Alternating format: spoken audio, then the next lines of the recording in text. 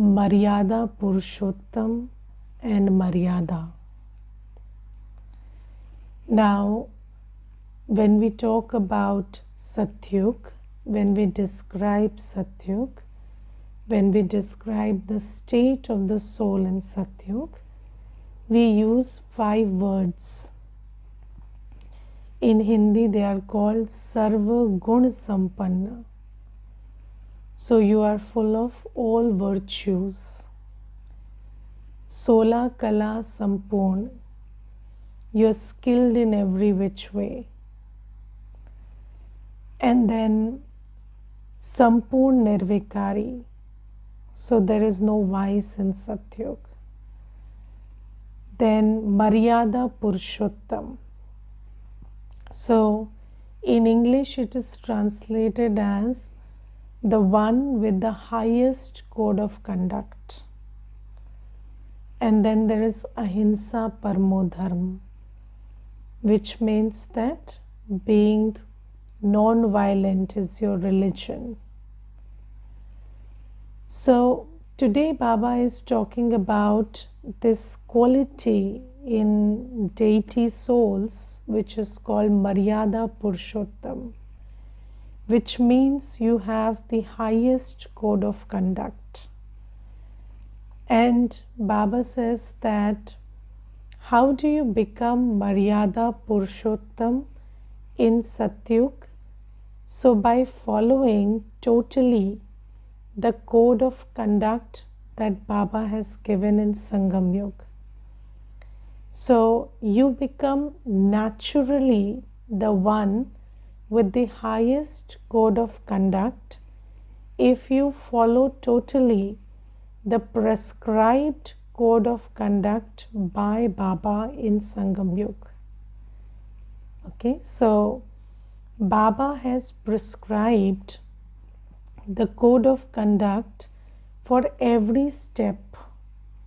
Yes, so Baba has given us the directions about our awareness, our attitude, our drishti, our thoughts, our words, our actions.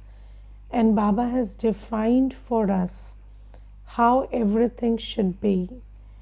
And when we go step by step and follow accurately every direction that Baba has given us, when we follow the entire prescribed code of conduct in Sangam Yuga, then you become the one with the highest code of conduct in Satyug.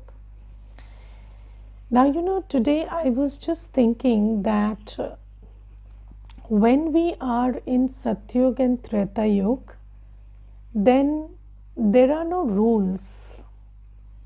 Yes, you don't need to prescribe, you don't need to create rules and prescribe those rules, or you don't need to motivate people to subscribe to those rules.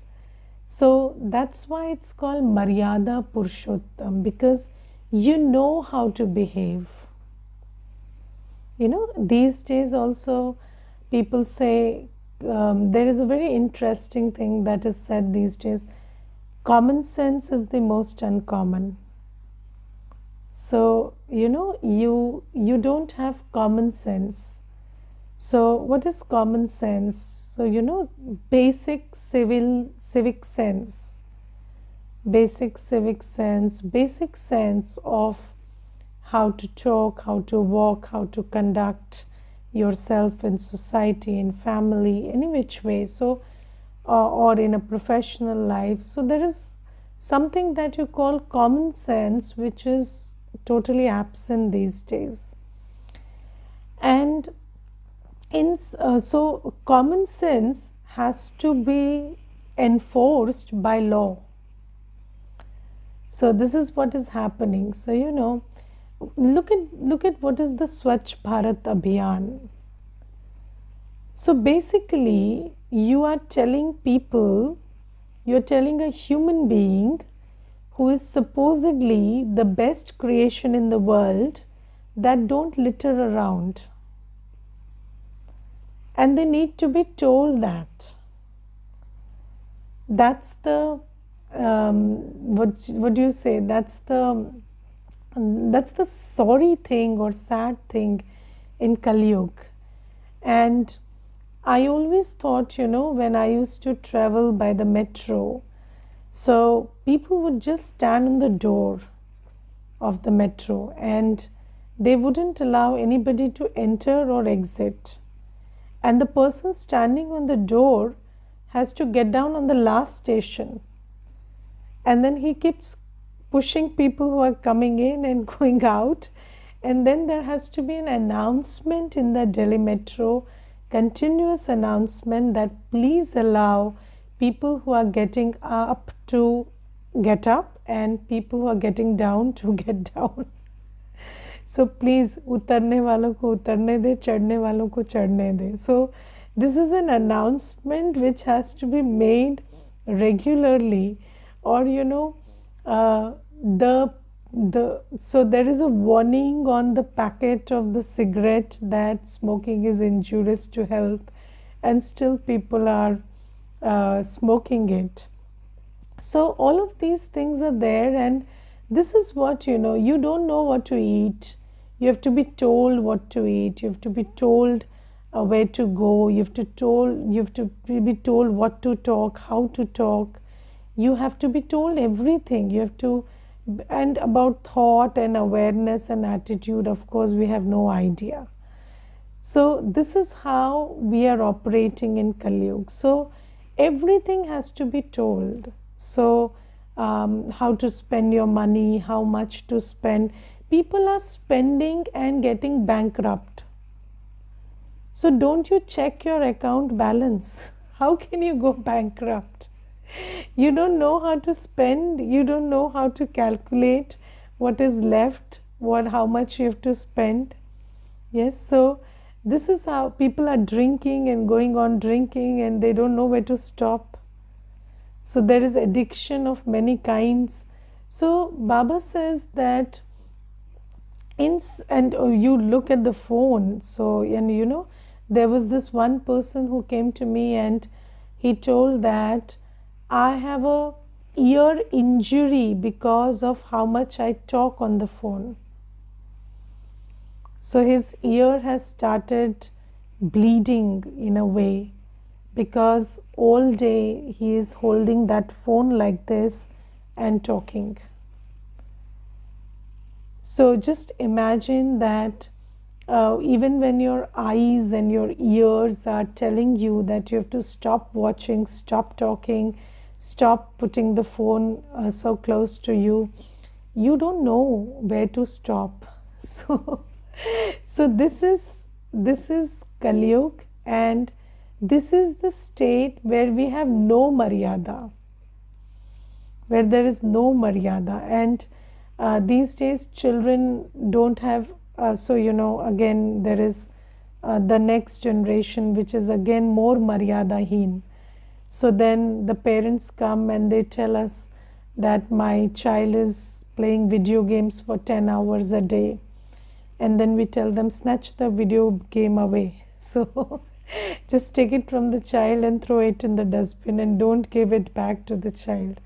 And so, this maryada has this, when there is no maryada, when there is no sense and sensibility, then you need enforced, you need to enforce it by power. Through you are making laws, and you are giving them the warning that if you don't do this, then you will face a punishment. So if you litter around, then you will be charged a fine, or if you don't follow traffic rules. Now what happens if you don't follow traffic rules?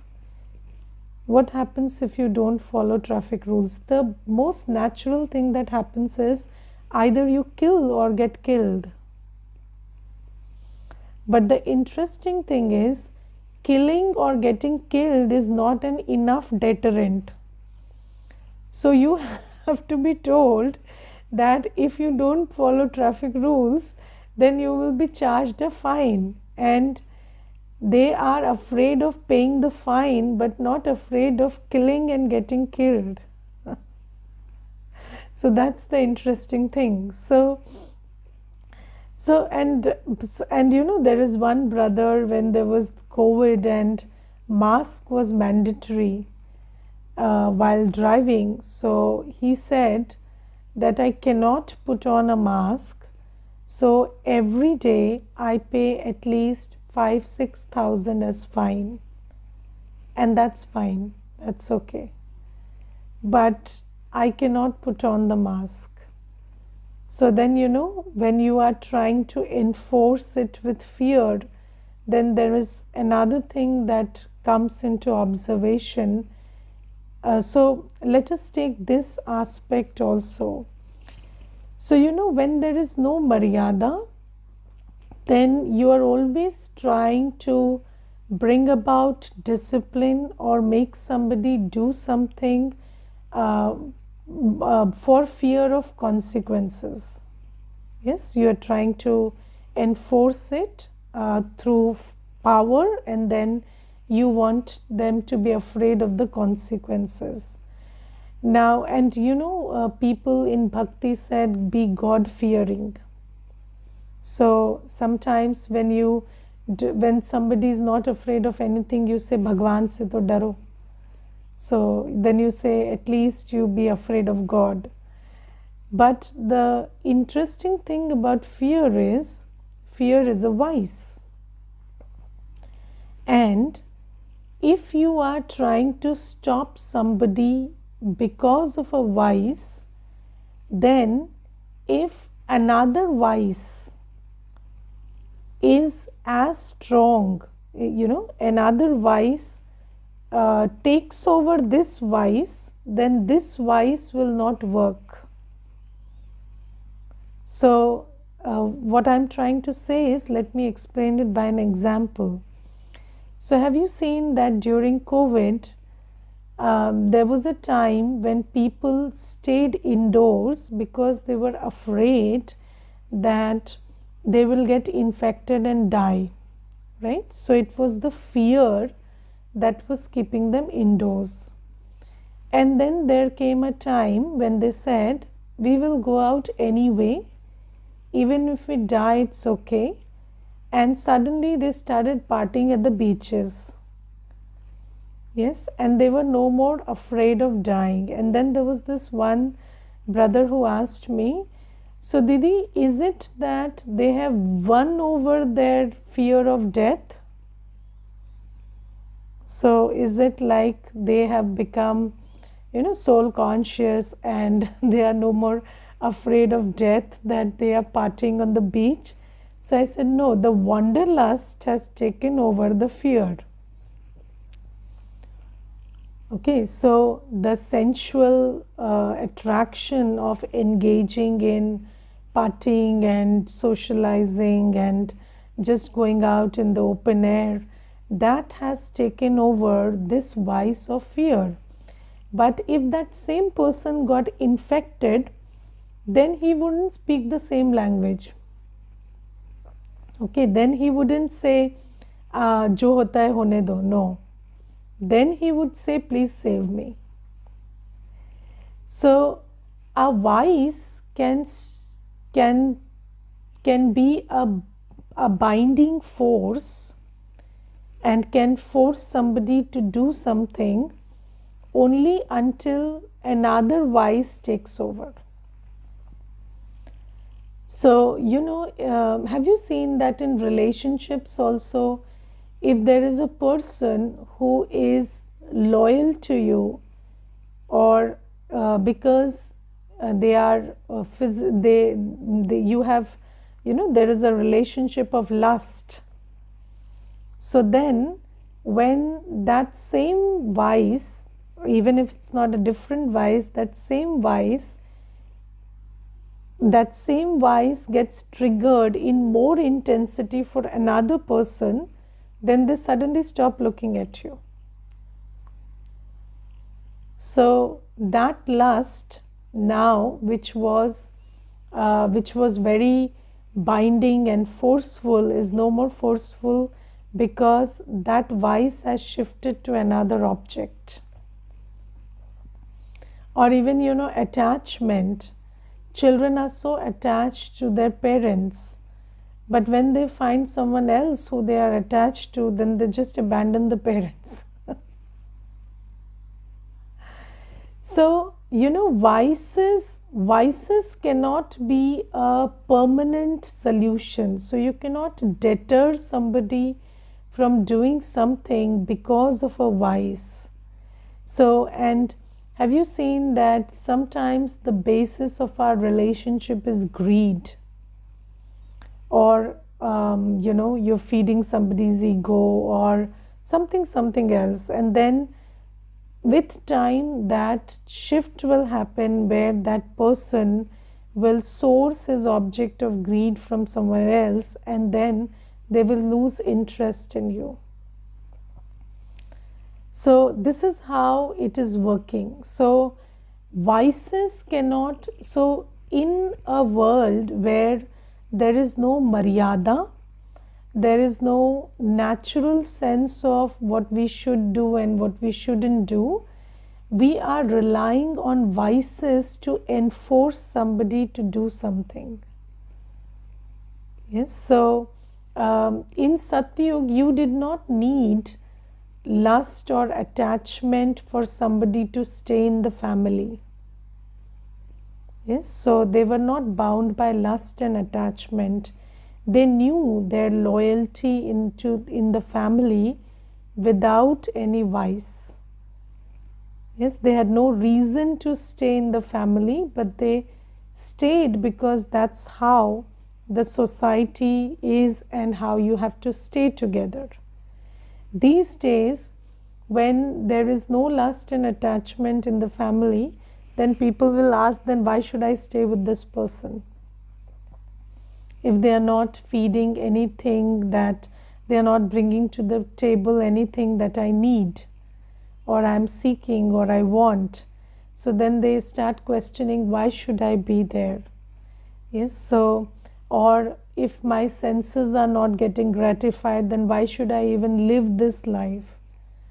So they would try to end their life, they would try to commit suicide because the sensual pleasure is not there. So this is how people are behaving now, because there is no maryada, there is no sense of, you live in the body anyway and you live in a society anyway, and it's not about what you get, it's just about being there. Yes, so when you live in a society, it's not because of what you get, or the body is not for sensual pleasure. The soul is a happy, peaceful, loveful, blissful being in himself. So you just come onto the stage and play your part. That's it. So that's why people being their way or things being their way was not an expectation, or their not being their way was not a problem in the two yugas in the beginning. So it was, so every soul was behaving peacefully, lovefully, in happiness, bliss, and according to the highest code of conduct anyway. And then the second thing is, in Satyug and Tretayug, there is no duality. Have you seen that Baba has spoken about this duality in previous Murlis, that in Satyug and Tretayug there is no duality? So what does Baba mean when he says that there is no duality in Satyug and Tretayug? So what he means is, there is no anger, no ego, no attachment, no greed, no lust. There is only peace, happiness, bliss, joy. There is no opposite of that. Yes, and there is no choice for the soul to go into that. That choice doesn't exist. Correct? So there is no duality, means there is no limit set by the soul internally, beyond which if the line is crossed, then you can get angry, then you can get upset. So there is that programming doesn't exist. So you know how to be peaceful, happy and loveful. You don't know the opposite. When you don't know the opposite, then there is no situation or circumstance or behavior which can drive you in the opposite. Because that's your personal maryada. That doesn't, so it is not dictated by circumstances or behaviors. So people will leave their bodies in Satyug also, and everything will happen in Satyug also. It will not be like it's a constant day, every day repeating itself. No, there'll be so many changes every day. But since you don't know how to behave in the opposite, you can't do it. And from Dwapar Yuga, what happens is, we have duality. So we have, we know the opposite of peace, love and happiness. And then we prescribe codes. Yes, what is that prescribed code? The scriptures. And we prescribe in the scriptures. So when it is wrong to get upset and when it is right to get upset. When it is wrong to be angry, when it is right to be angry. When it is wrong to kill and when it is right to kill. So we do that in the scriptures, because when duality sets in and there is the capacity to get angry, revengeful and to get upset, to kill, to sabotage. So these things come in, then you start prescribing the right and wrong about when it is right to be vicious and when it is wrong to be vicious. Okay, and that is what becomes the problem, because then you start thinking that I'm vicious but I'm right. Okay, so this starts getting attached. So in the Gita, when you read the Gita, so you get an idea that if somebody is unfair to you in property division, then it is okay to kill. So what is Mahabharata? It's about a property dispute, right? So it's a property dispute, and in that property dispute, if you have been treated unfairly, then you can kill. That's the message we have received. And then you get angry and you kill and you say, okay, I killed, but I was not wrong in killing, because this is what God advised at this point, and I did what God asked me to do. So this is how we start creating these laws, these do's, these don'ts, and these do's, don'ts are all about when you are allowed to be vicious and when you are not allowed to be vicious. And so you see that when you say that you can be wrong to your wife if you're right to your parent. Okay, so even if Sita is Sita has to follow Ram to the jungle, it's okay, because Ram is being an obedient son. But what about being a good husband? So when you're a good son, it's okay to not be a good husband, right? Because that soul is more important than this soul.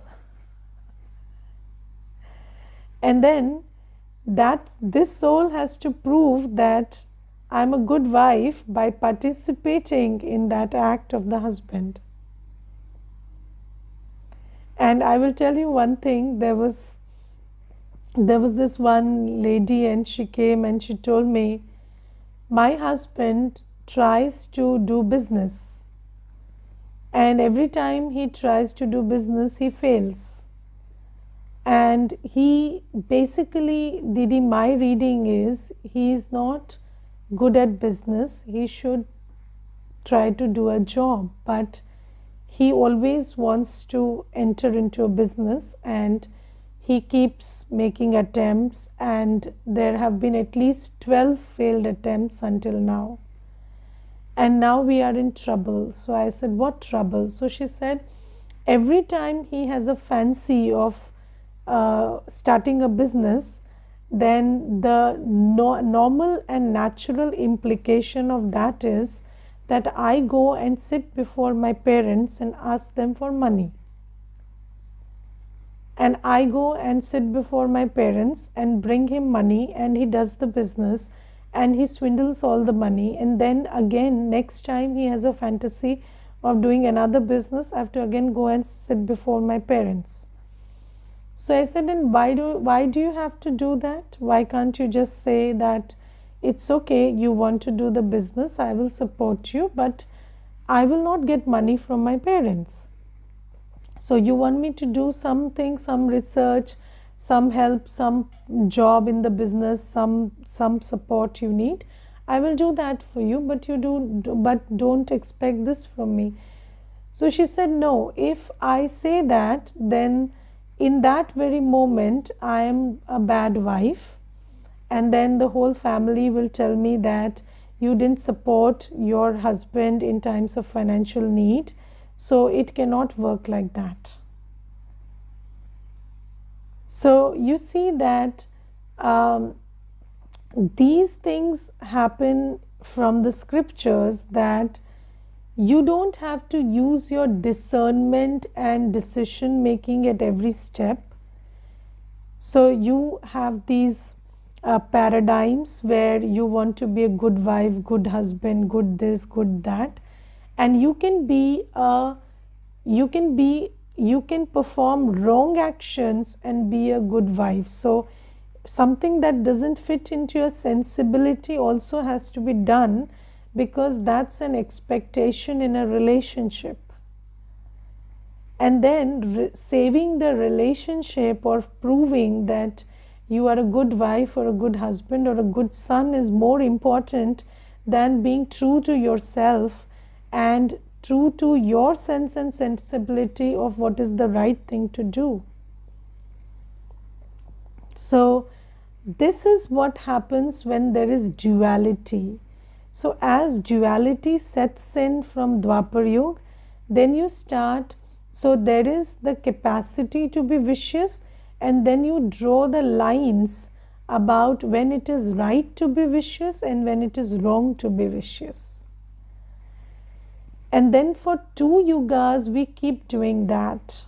We keep engaging in righteous anger, righteous arrogance, righteous lust. So lust is also right and wrong. So when there is lust with one partner and the partner you're married to, it's right, and then it's wrong. And these days people say that, or not these days, it's always been like that. So when the man engages with 3 women in lust, it's okay, and when the woman does it for one, it's okay.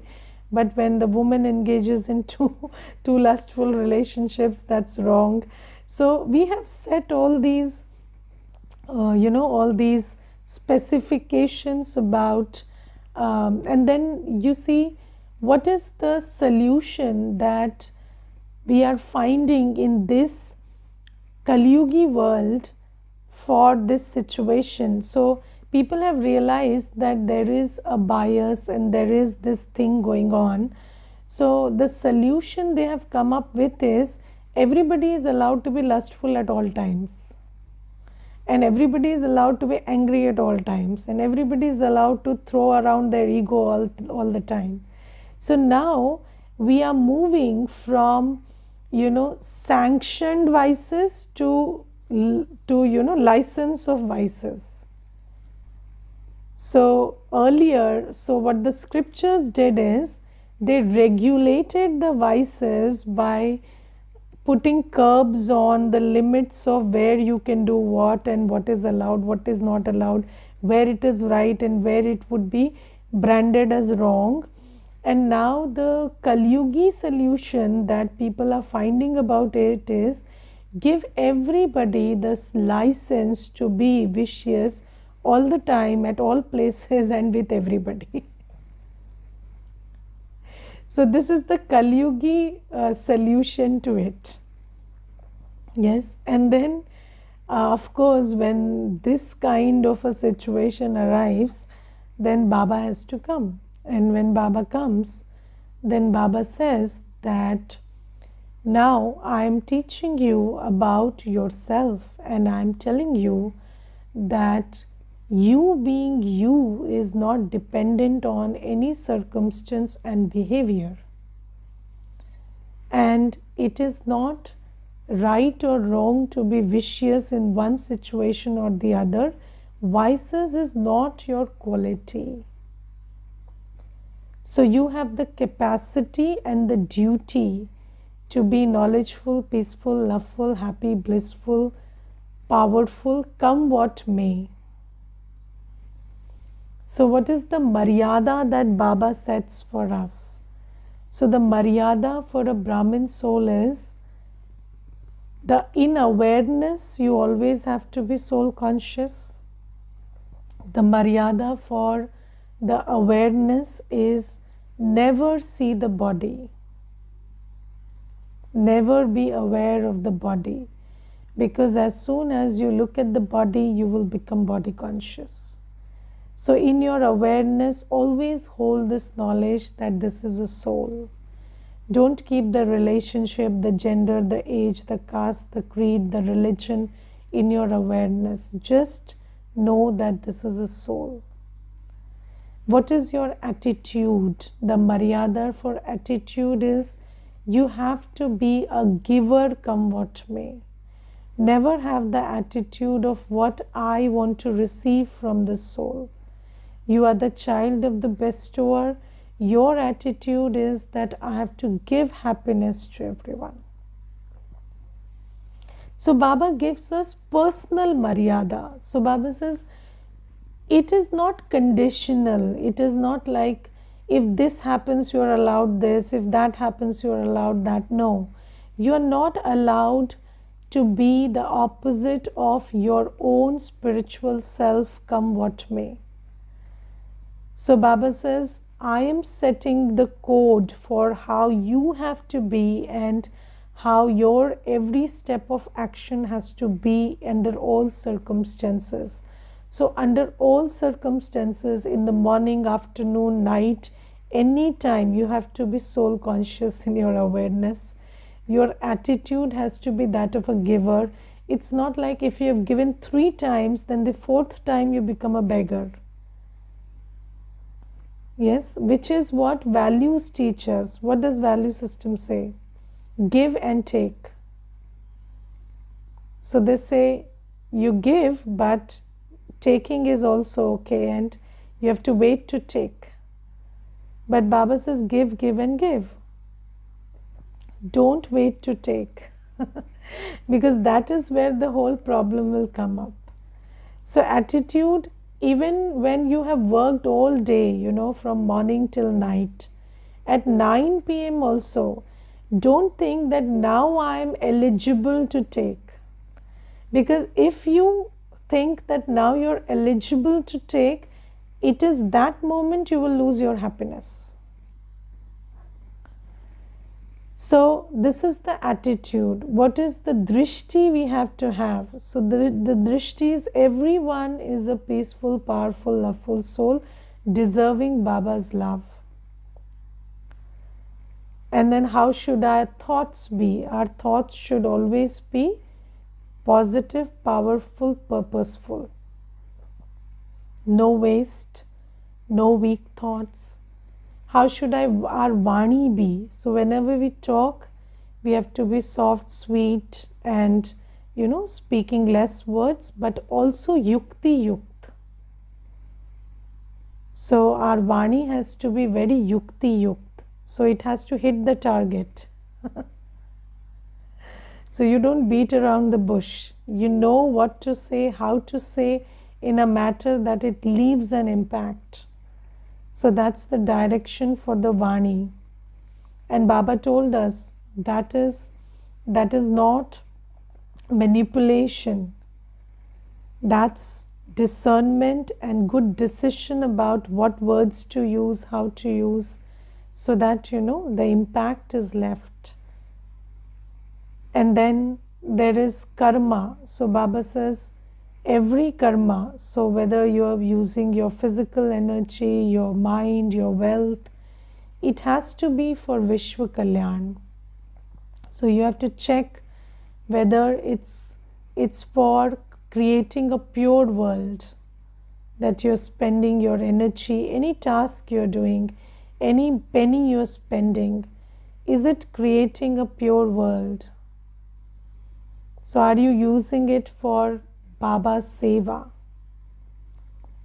So Baba says, this is how I have given you personal maryada. Now it's not conditional.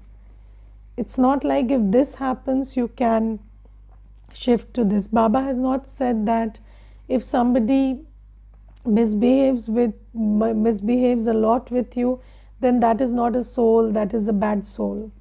So you keep that in your awareness and you are exempt from, you are exempt in that situation. No, Baba has not said that. So Baba says, come what may, this is how you have to be, because your source is me and you have to be the way I ask you to be.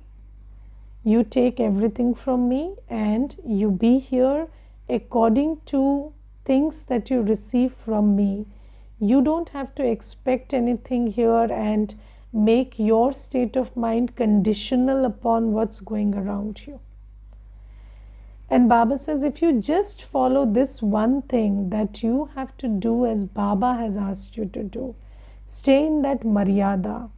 When you have withdrawn the power of other people and circumstance to dictate your attitude, behavior, thought, word, action, then you automatically become Maryada Purushottam.